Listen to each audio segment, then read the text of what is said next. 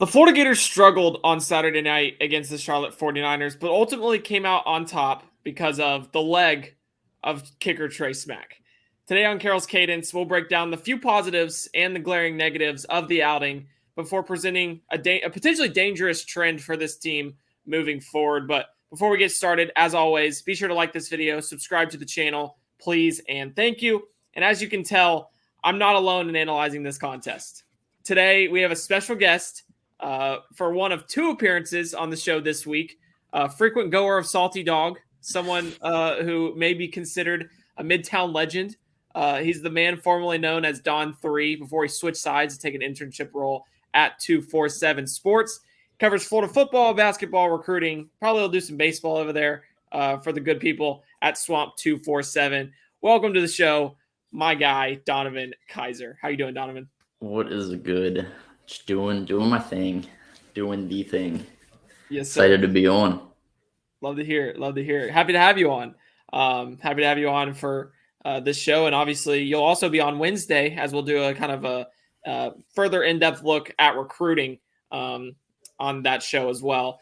But today is all about the Charlotte 49ers contest that Florida kind of sleptwalked through on Saturday night. Ended up winning 22-7. And I said it in the intro. They did so behind the right leg of kicker Trey Smack, who's kind of won and solidified himself as the starting kicker for Florida moving forward after struggles from Adam Mahalik. What did you see from Smack? I know it's kind of an odd place to start, but that's the spot that we're at for this contest. What did you see from Smack that kind of makes you see him as the future of this kicking department? Oh yeah. Coming in just even as a recruit going all the way back, it was a pretty people wanted Smack, especially with the name Trey Smack, great kicker name. But 5 for 5, really impressive showing. Even I think it was a 54-yarder. Would have been good from 58 even. So really helped Florida score, really. I mean, honestly, that's really all it was. Helped just take the game over. Wasn't pretty at all, but hey, got it done, and really one hell of a way to come in and just completely take over the job from Mahalik. Absolutely, and like you said, he went 5 for 5, had a 54-yarder to his name. He showed that reliability that Florida's been lacking at that spot for quite some time. There's been times where they've been in positions to kick field goals, but they haven't done so, and it has been evident that there was some distrust there with Adam Mahalik, and this week was really an opportunity for Florida to see what Smack had and putting him in that heightened role, and he took full advantage. And the ability for him to show that reliability while also presenting the long range that he did from 54 yards out gives Florida so much more they can do with just being able to score the football, because obviously it's difficult when you don't have a kicker that can make it from 50 yards out, anything like that, because then you're looking to go for it on a 4th and 4 when usually you're kicking the football. And Florida was adamant that they were going to send him out there and give him the opportunity on Saturday night. They had multiple 4th and short situations inside the red zone that they ultimately opted to kick. They had a few times, kind of a bit further back, but they were still manageable to where usually it felt like Florida would have went for him. But having Smack in that role and kind of performing at the rate that he did gives them a potential to improve as the year goes on in that department. And I think the big thing for him specifically in winning this contest is Florida's special teams is well documented on this show specifically.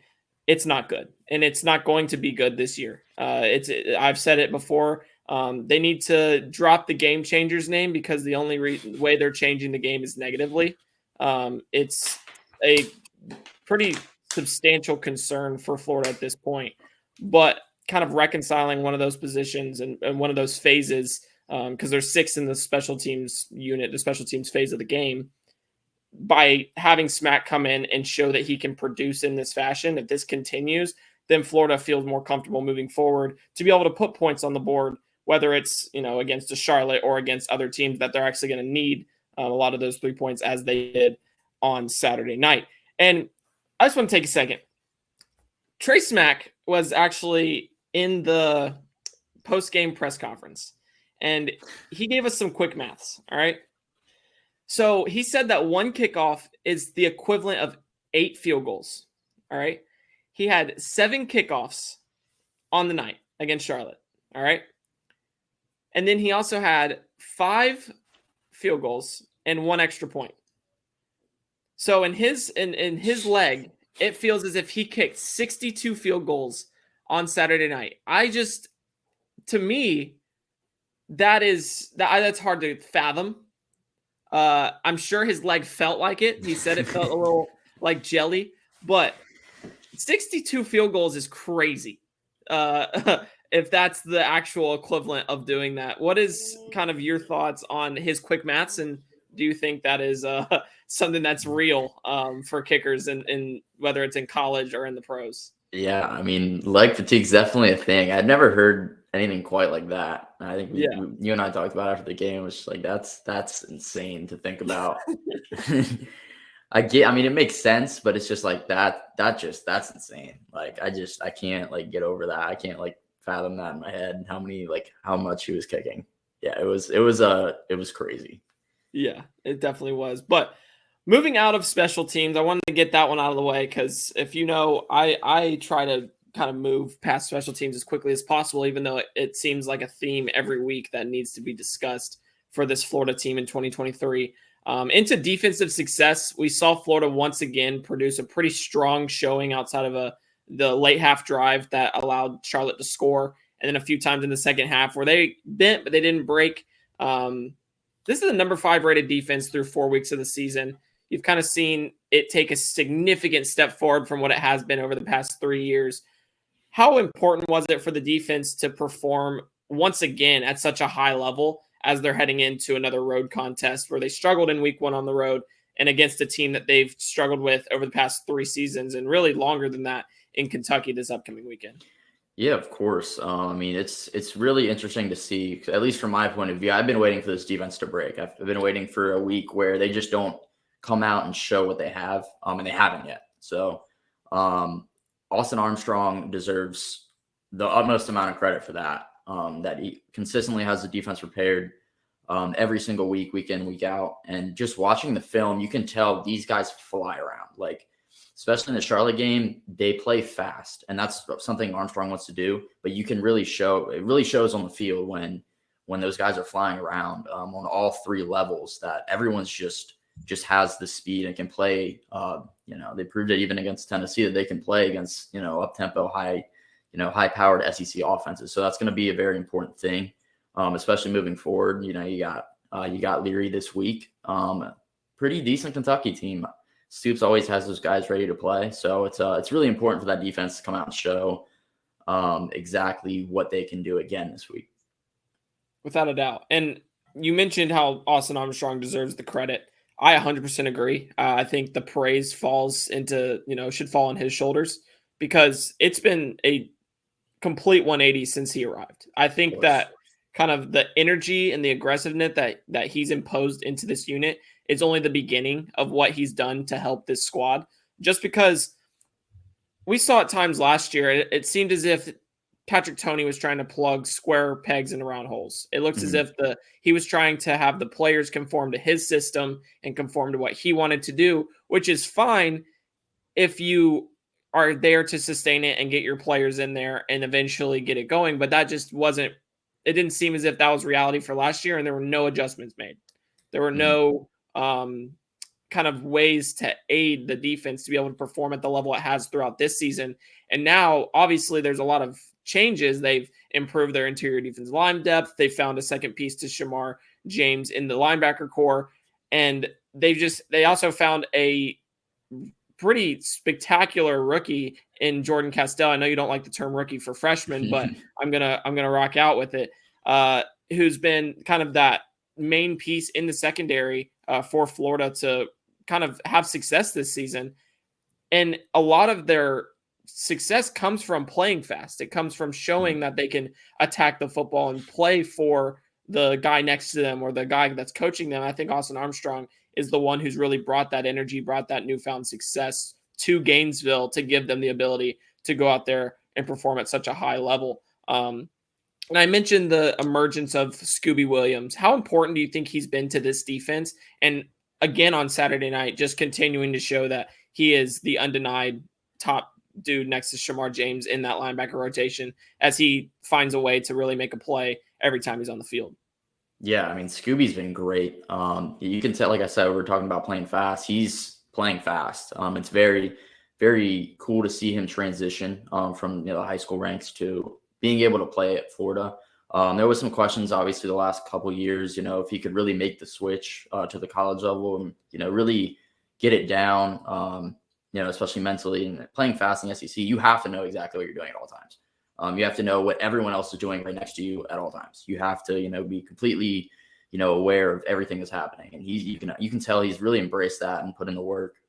He looks outstanding out there, just flying around, run support, pass rushing even. Really has completely changed his game, and it works perfectly with Armstrong's system. Yeah, and I think sometimes with these guys, it just takes some time for it to click. But once it clicks, once they got it going, it is a drastic change. He has, because you look at what he did last year against USF, filling in for Ventrell Miller as he was hurt in that Kentucky game. Obviously came back the week after, but you look at how Scooby performed, and it was concerning. It looked as if he didn't have that understanding, that maturity to play at the linebacker position after switching from edge rusher at the prep level. But then he gets in this year, and it's just every play he's flying to the football. His speed in pursuit is arguably the best on the team. He's able to kind of make his way into the backfield, fill those run gaps at such a high rate, along with Shamar James. But it's been a fascinating career arc to watch Scooby and see how fast it's clicked for him and how versatile he's able to be now that it has clicked. He understands, like you said, all those different, nuances of playing the position. He knows what he's supposed to do, what the guys in front of him are supposed to do, what the guys beside him are supposed to do.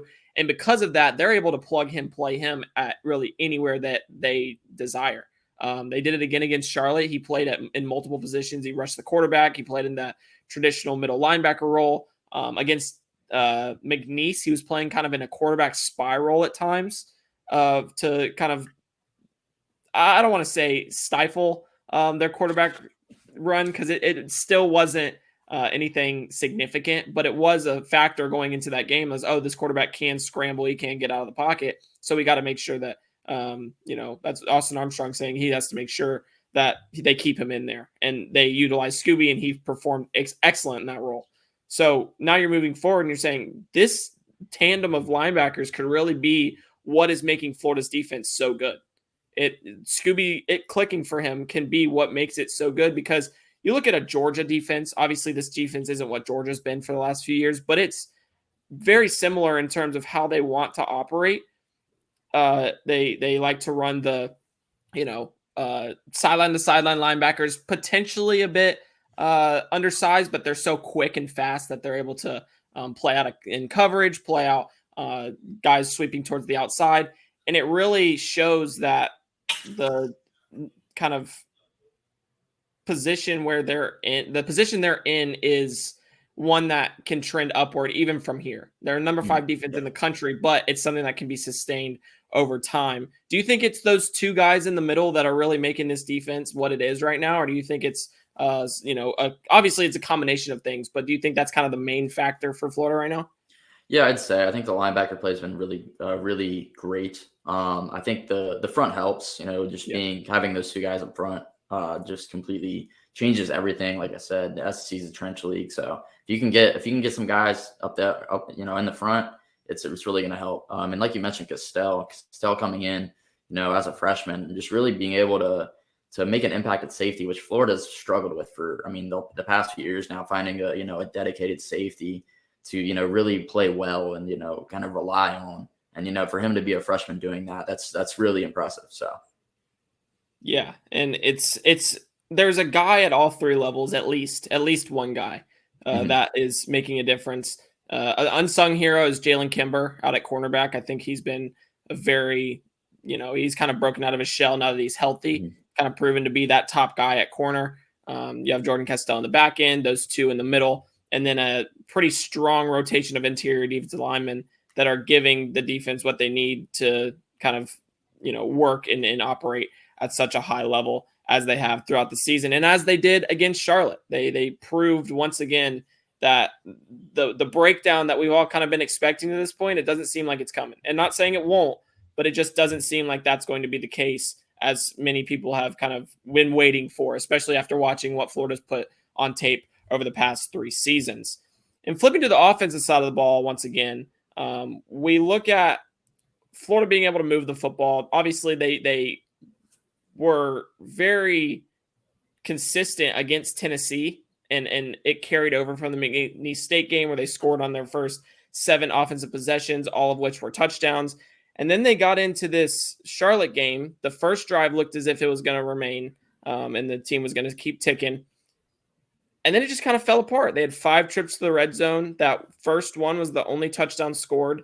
And from there, they were settling for field goals and just having to kind of, maneuver this struggle that was being able to finish drives. And it creates a concern moving forward because it's easy to move the football inside the 20 or when you're inside the 20s.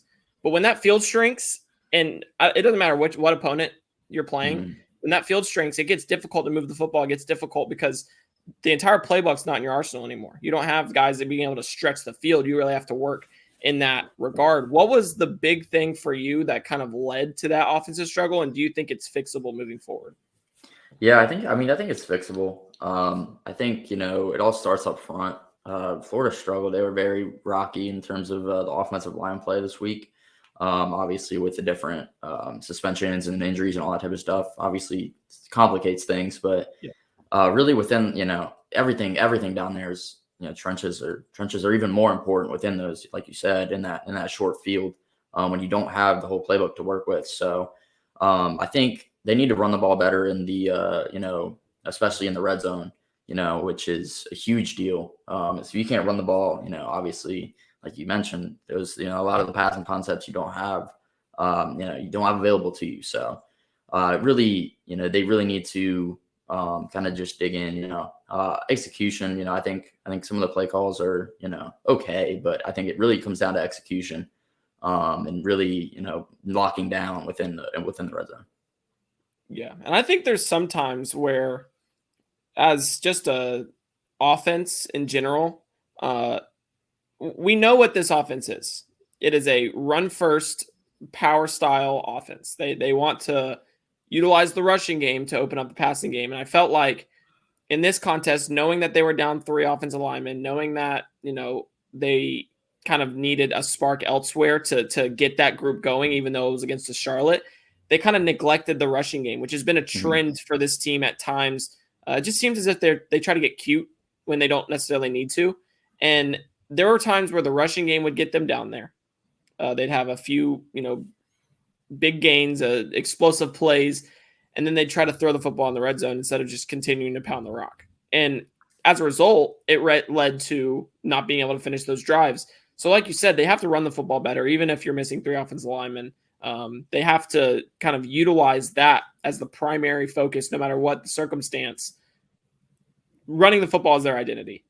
Running the football is how they win football games. It's how they execute. It's how they score points at a consistent rate. So if they're not doing that, if they're not running the football, then those things aren't going to come. So yes, the 3 offensive linemen being out was a significant factor, but I think at the end of the day, it comes down to just calling the play. Send in, a rushing play. Send in Trevor Etienne to go and get 5 or 6. And that's not out of the ordinary. That's something that he does pretty consistently. He averages close, if not over, 6 yards per carry. It's something that, yes, offensive linemen are significant. This is also an American Conference team that is probably going to finish as one of the last in the league. And they weren't able to go out and get 6-7 yards on multiple occasions.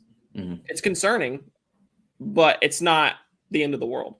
Right. So I think it's something that doesn't necessarily continue as the year goes on, and it can be fixed. but it's just something to monitor at this stage because of the past of wanting to kind of neglect the run, even though that's the bread and butter in Gainesville right now. And just knowing that there is always the possibility of that being the case and Florida trying to throw the football in the red zone for whatever reason. It's an odd situation when that happens, but I feel like we've seen it multiple times since Billy Napier's arrived, and it is something that, has to change for Florida to be as effective as it possibly can be and reach that ceiling that is available there for the offense. Right. Yeah, especially, I mean, with the way the personnel is, I wouldn't necessarily say you have a guy in the red zone that you can just throw it up to. Yeah. With the way the roster is built right now, you don't really have a tight end that you can really rely on, especially to catch the ball. And you don't really have a receiver. You don't have a Justin Jordan where you can just, run a 7-yard fade and just toss it up there and let him do his thing. So you really have to rely on the run game, especially when you get down there. I think, like you mentioned, Etienne had 4 carries, I think, with 9 minutes left in the fourth, something like that. Really interesting to see how kind of they didn't use him. I think he, the drive after they put him in and he got some more carries. But yeah, I mean, having Etienne, in a game that close, even if it is Charlotte, I think you have to let him see the field. Yeah. And this is coming from I'm a really big fan of Montrell Johnson, but Etienne just offers a very different skill set than Johnson does. So I'd like to see him being used more, especially in that run game, especially in the red zone. Yeah, Etienne's just a big play waiting to happen whenever he touches the football. And Montrell Johnson can go and get you 5. He can be a power rusher. He loves the B button. He can spin pretty consistently, but he's just not going to break off those big gains as he has in the past. We haven't seen that from him this year. We've seen it from Trevor Etienne on multiple occasions. He has to be the guy in the red zone or even elsewhere. If you are in a crucial situation, I feel like the rotation that they utilize is fine, but at the end of the day, you have to go to the hot hand, and Florida is hit or miss on doing that, and they were missed against Charlotte. Yeah. And because of Florida's kind of struggles, the offensive red zone struggles were just a microcosm of a bigger issue for Florida against Charlotte. And I think that's the inability to sustain momentum. Florida has proven time and time again that they will win a game. They will get hyped up for a game. That it's a big competition. They will go out there and they will perform. All right. And then the next week, you hear Billy Napier, we got to temper expectations. Everybody wants to crown the Gators. We're not ready to be crowned. We got to perform. And then they come out and lay an egg. It happened last year. They won. They beat Utah on the first week of the season. Monumental victory for Florida to start the year. All right. To start Billy Napier's tenure. It was huge. And then they come out and lose to Kentucky. Dominate South Carolina in the swamp in their home finale last year. Go on the road and lose to Vanderbilt. Compounds again into a loss at Florida State. Obviously get blown out in the bowl game to Oregon State. And then this year you get a convincing win over the number 11 team in the country in the Tennessee Volunteers. You have an opportunity to compound that with a tune-up game against Charlotte before going into Kroger Field and potentially getting some revenge for the first time that you failed to sustain momentum against Kentucky last year. Yeah. But they didn't do that. And Napier said they weren't going to. He cautioned people earlier this week or last week in saying immediately after the game, he's like, we have to learn how to win. We have to learn how to sustain momentum, sustain success at a high rate. He said that consistently. And now with Florida being in the position that it is, it's like his words weren't necessarily to temper expectations. They might have just been honest. That this team just doesn't know how to win. They're not prepared to win football games consistently. And that's concerning. They didn't know how to do it a year ago. They don't know how to do it this year, or at least showed that they are potentially don't know how to do it this year. Letting your foot off the gas pedal after a win over a number 11 team that's probably going to end up as the 4th team in the SEC East, likely in Tennessee. Yes, I know. I'm low on Tennessee, but we can have that conversation another time. That's a concern. That is a significant concern. And do you think that's like, indicative of where this Florida team is at this point. Like, they just don't know how to win, and when they do, they just kind of are like, all right, we're done. We're taking our foot off the gas. Like, I can't wrap my mind around that, but it's something that has popped up over and over and over again. Yeah, I mean, it's definitely a concern. I think that all starts up top. That all starts with Billy Napier. So, you know, and for him to come out and say that, it's very, not very reassuring, I would say. So, yeah, he's, you know, that's something that has to, you know, really, I mean, that's all Monday through Friday. You know, that's all. You gotta lock in on that, you know, the process or whatever you want to call it. You know, you gotta make sure, you gotta you can't get too high, you can't get too low. And the team hasn't figured that out yet.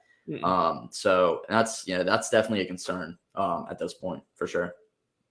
Yeah. And the thing about it is he said it directly to the team in his post-game address. He came out and said it in his post-game media availability against Tennessee it was a good win, but we got to be able to figure it out. He said it again on Monday. Said it again on Wednesday, and they still couldn't do it. The team, and they had an unacceptable quote-unquote practice on Wednesday that forced Cam Jackson to step up and kind of give a speech to the team and saying that it was unacceptable. That's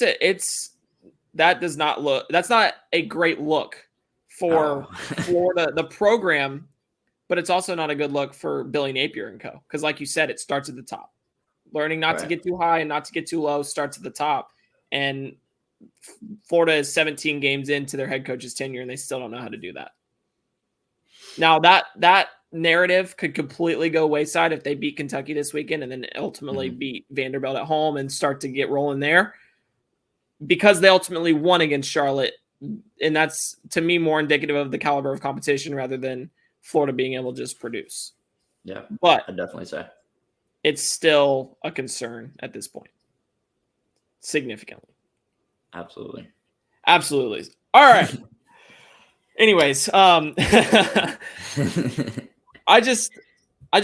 felt like I wrote it in my Good, Bad, Ugly article that goes out weekly after Florida games. And that was my ugly of the week, is just their inability to sustain that momentum, to compound those victories, that success with creating more and kind of building up. Just feels like every time they get high, they step onto a pedestal that there's someone or multiple players just knocking it out from underneath them. And it's continued. But anyways, stay tuned for my Wednesday show here on Carroll's Cadence, as my boy Donavon Keiser will return to the show for an extensive discussion of the Gators' current recruiting efforts throughout the final months of the 2024 class, as well as what's next for Florida in 2025. Stay tuned for that one. You can find Donavon on Twitter at Keiser Donavon. I'm there at It's Be Carroll. I'm Brandon Carroll. This is Donavon Keiser signing off from another episode of Carroll's Cadence. I hope everybody has a great